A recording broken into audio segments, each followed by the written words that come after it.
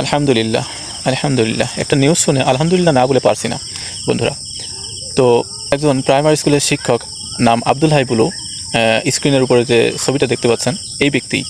তো ইনার কত সৌভাগ্য দেখেন, এই 2026 সালের হজ পালন করতে গেছিলেন তিনি। তো হজ পালন করতে গিয়ে তিনি সেখানে মৃত্যুবরণ করেন এবং তার যে লাশ, তিনি কিন্তু জান্নাতুল বাকিতে কবরস্থ হন। তো জান্নাতুল বাকিতে হযরত মুহাম্মদ সাল্লাল্লাহু আলাইহি ওয়াসাল্লামের পরিবার সহ তার সাহাবীগণ মিলে, সব মিলিয়ে প্রায় 10,000 মানুষ সমাহিত আছে, সেখানে ঘুমিয়ে আছে।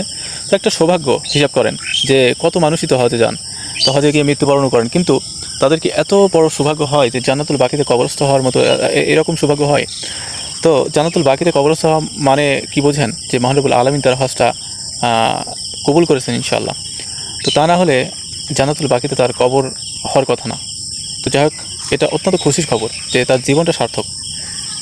তো অবশ্যই নিউজটি সবার কাছে শেয়ার করার অনুরোধ রইল একজন মুসলিম ভাই হিসেবে।